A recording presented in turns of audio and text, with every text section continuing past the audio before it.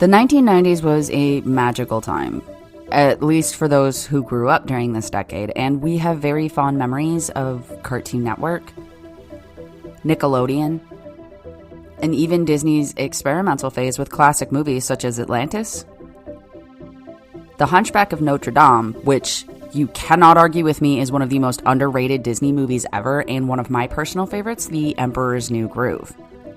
I also can't even begin to express how amazing it was to personally watch the video game market go from this to this. It was a time of experimentation and innovation in entertainment, and looking back, it's amazing to see just how far things have come in a very short amount of time. There were so many people responsible for our childhoods, and each one of them is deserving of credit for their accomplishments. But today, I want to focus on one person in particular. Butch Hartman has been involved in many of animation's top projects, and he is responsible for creating shows such as Danny Phantom and one of my personal favorites, The Fairly OddParents. They were iconic in their style and relatability, and even to this day, you can see various memes all over social media featuring the cast and characters from this show. Now, for the most part, Hartman was considered to be a good guy, but something happened in 2018 that at first didn't seem like it was a big deal at all. Butch left Nickelodeon to pursue other projects, including Oaxis Entertainment, a streaming service focusing on family-friendly entertainment, and the Noog Network, an Apple-based app that seems to work much like YouTube Kids, with it being safe for children to browse as they please. But buried deep within these projects, there are some very problematic views, radical claims, and even a church that has seen its fair share of controversy in the past. I know that many other YouTubers have covered this topic and discussed Butch Hartman at length, and I'd like to discuss further what I consider to be truly immoral and abhorrent behavior on the part of Butch, I created your childhood Hartman.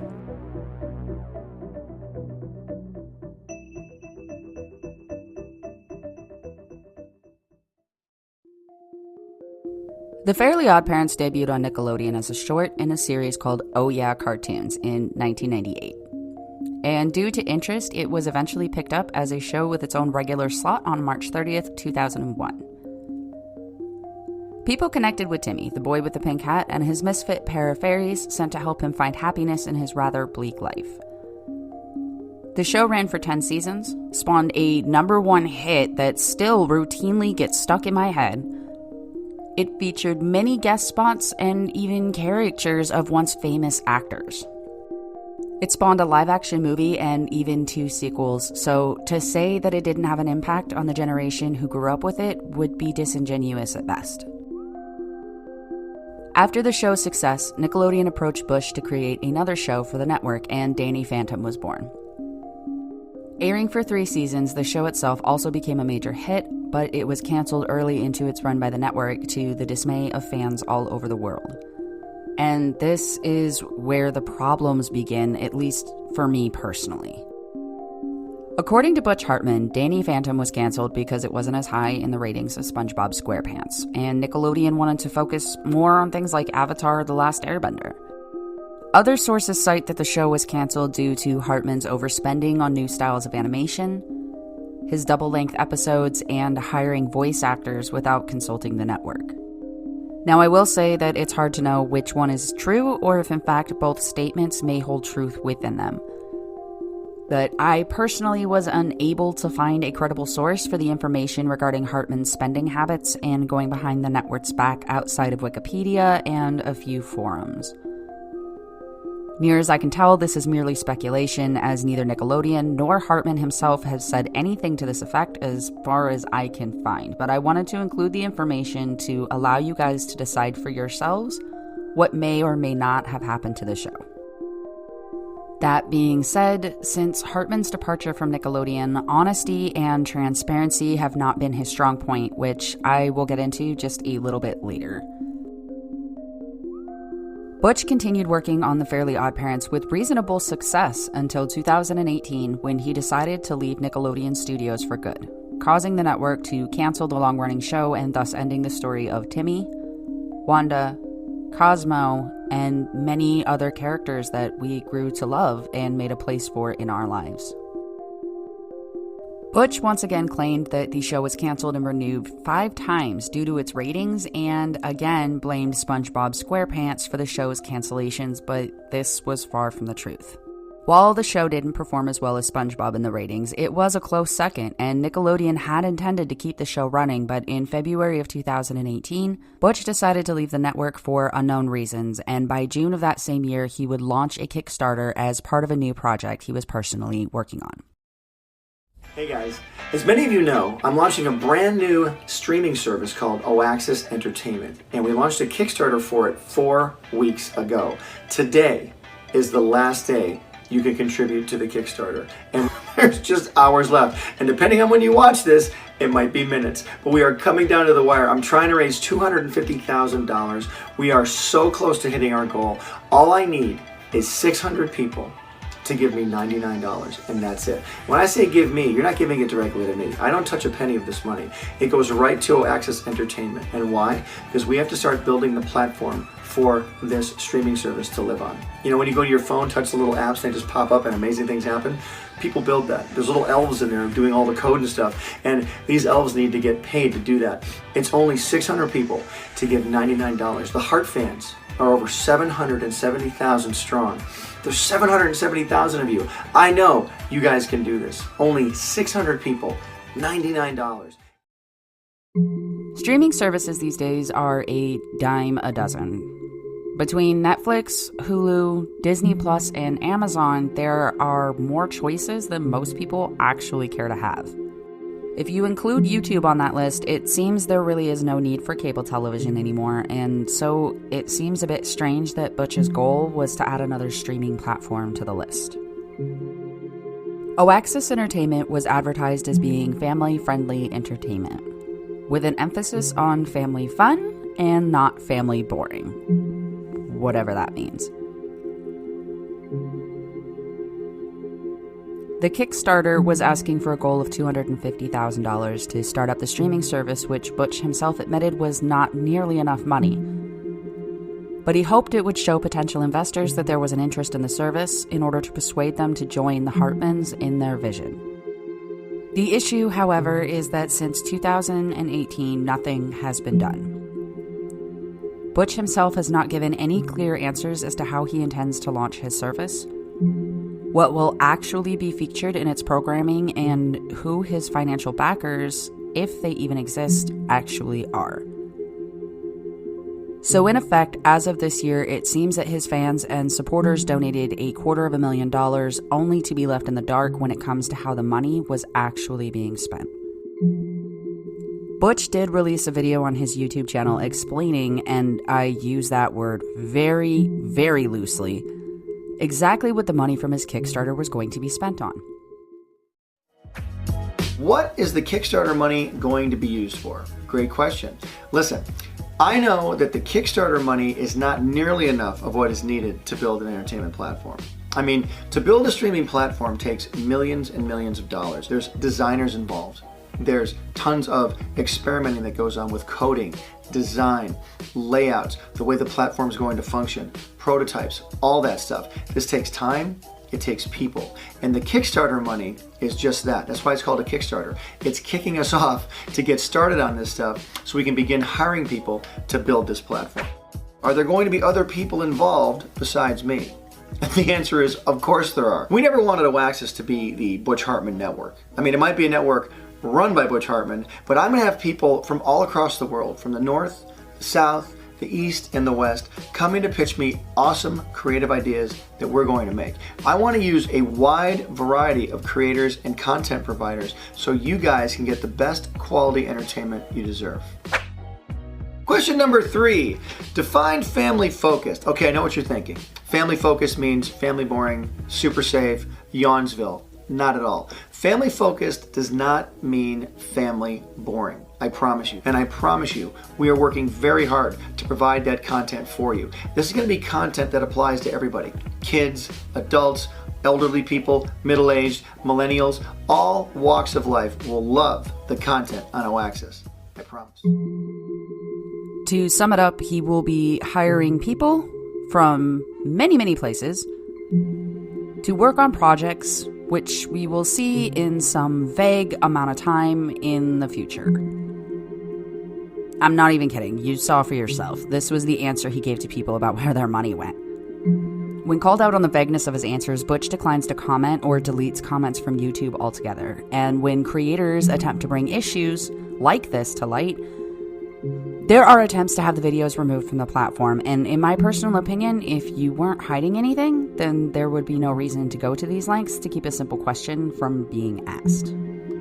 But this issue is far from centered around his lack of transparency when it comes to the business model that so many people have invested in. What Butch didn't tell people, and continues to be vague about, is his intention for Oaxis to provide Christian-based religious entertainment that is appropriate for the whole family. It was also at this time that it came to light that Butch had decided to leave Nickelodeon because God had told him to. He also claimed it was messages from the Almighty himself that led him to starting Oaxis Entertainment as a way to become missionaries to Hollywood. Don't believe me? Then listen to this. Yeah, after 20 years, just this February, I ended up leaving there. So it's been quite a journey.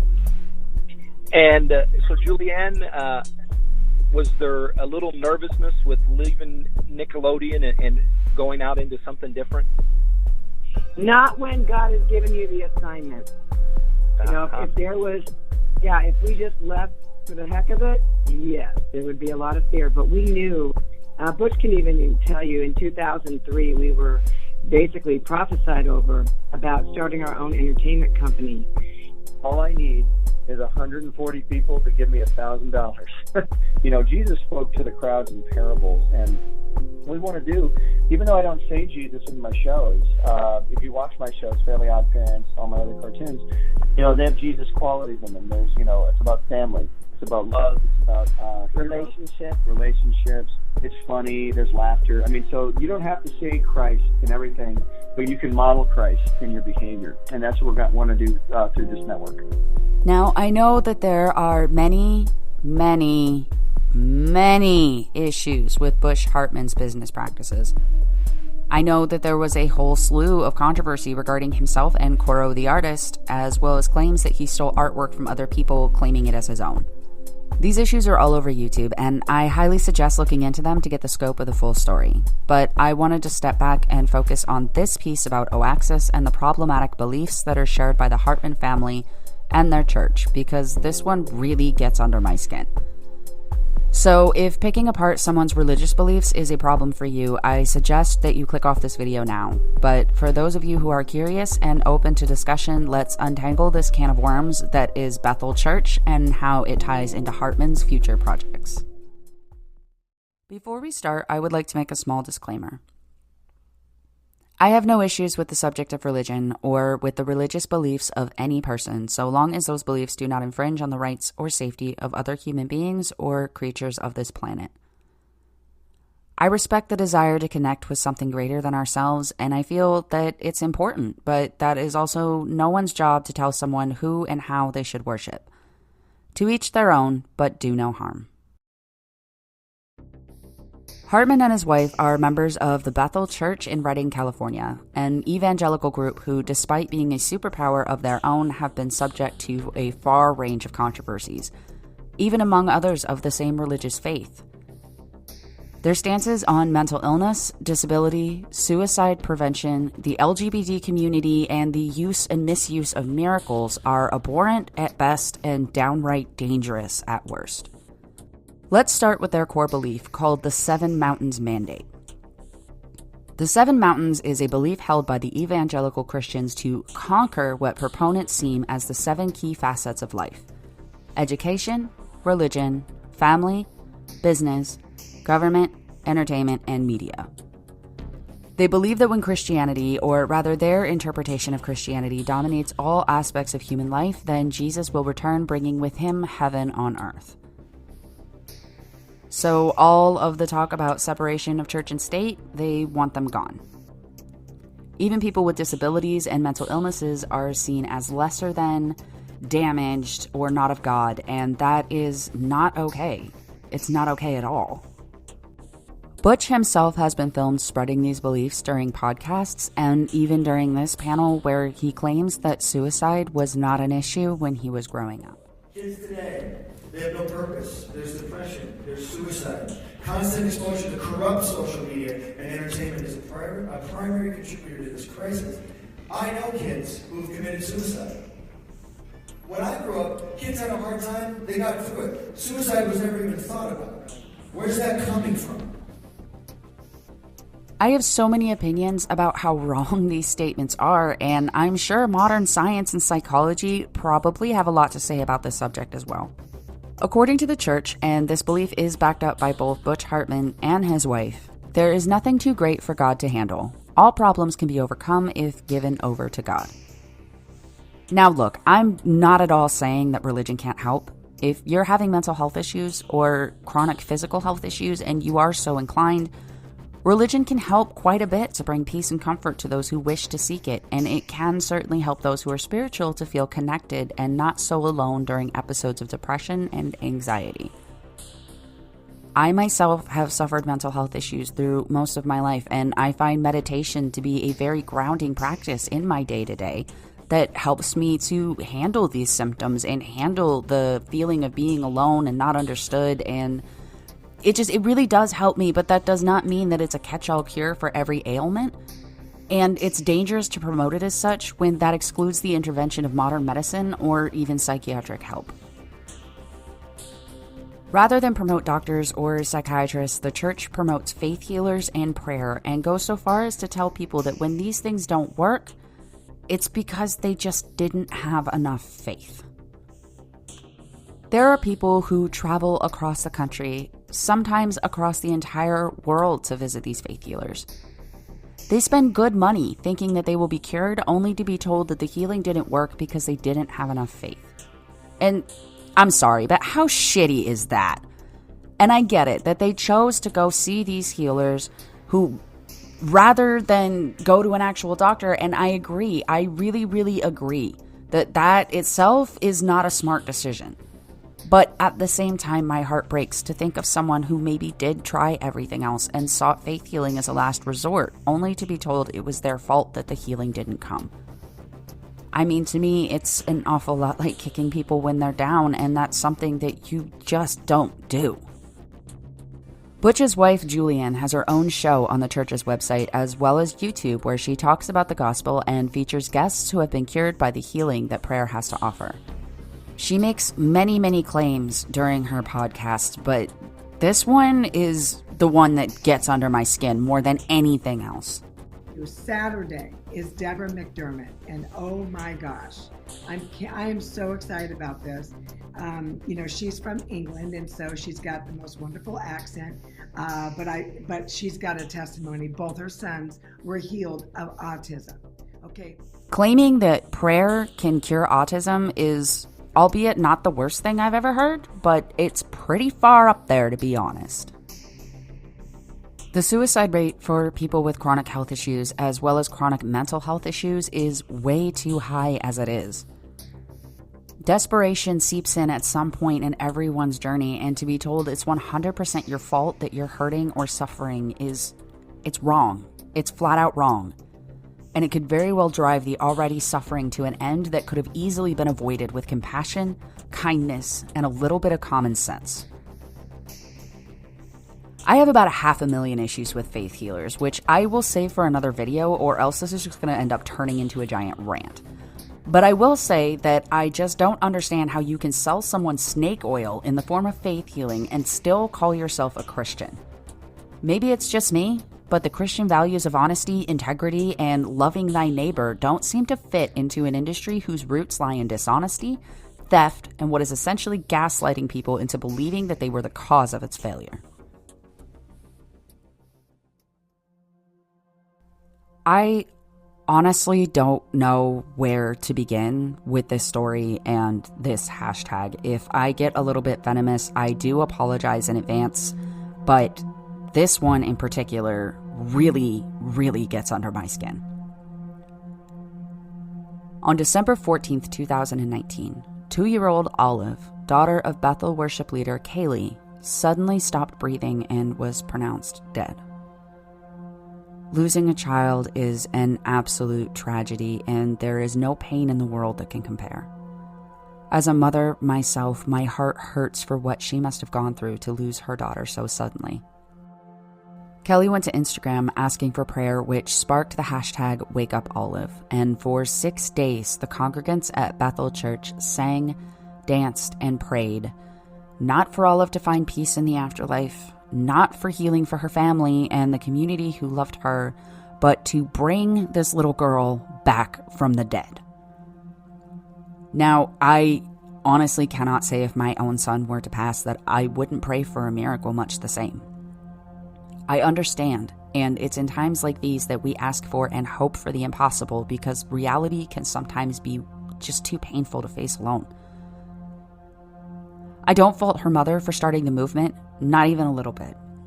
But it is a priest's job to counsel people. It is a priest's job to help their congregation through these difficult times, and it seems wholly unethical for a church to allow this to even happen in the first place. 6 days. There were other children in the home, a grieving family, and a shocked community. And rather than offer grief counseling or encouraging the family to come together and support each other in their time of need, they spent 6 days attempting to raise the dead. The current head of Bethel Church himself has claimed to know multiple people who were raised from the dead and was insistent that this was not outside the realm of God to do. 6 days. This situation was tragic, and I wish nothing but healing and peace for the family, but to look a grieving mother in the eyes and tell her that you can raise her child from the dead? I don't even have words for just how screwed up you have to be to think that this is in any way morally or ethically okay. I've had to re-record this part 4 times now because I'm getting so flustered and so upset over this one little fact. It makes no sense to me. No sense at all to have an entire congregation pray and hope and call for something you know for a fact is not going to happen. Letting this family believe there's a chance that their daughter could raise from the grave, not allowing them to make plans for her memorial, not allowing them to make plans for her burial. It took 6 days of what could have been healing and grieving and coming together as a community, and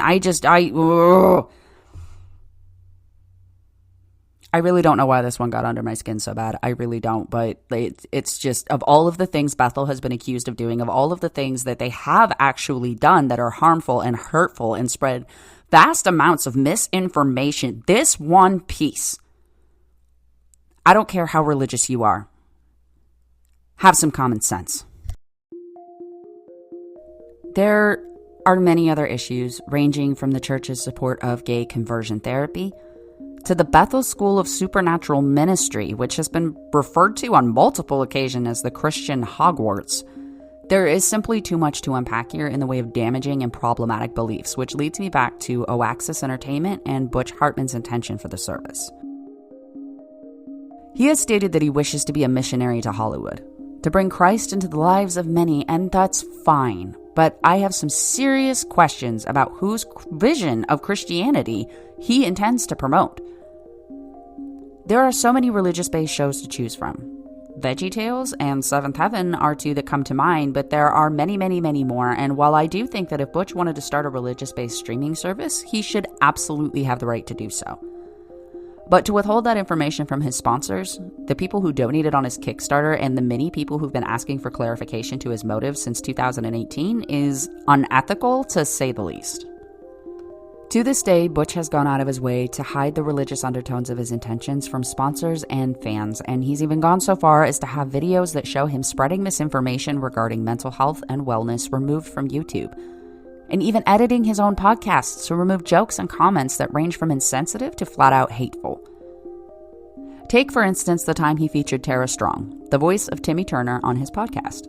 For those of you who don't know, Timmy Turner was originally voiced by Mary Kay Bergman, who tragically took her own life on November 11th, 1999. On YouTube as well. So anyway, but Tara was not the original Timmy Turner. The original actress was Mary Kay Bergman, who sadly passed away. But she was such a sweet lady. Sweet lady. Mm-hmm. She also did a bunch of voices on South Park when that first started. Yeah. She was the mom on South Park. No, she had a very prolific career. She was awesome. Doing great, and then she ended up passing away, and I think Tara actually had something to do with that, and so that was probably your fault. No, I'm kidding. But I don't even have the words to express how disgusting it is to both Tara Strong and Mary Kay Bergman to joke that Tara may have been responsible for her death.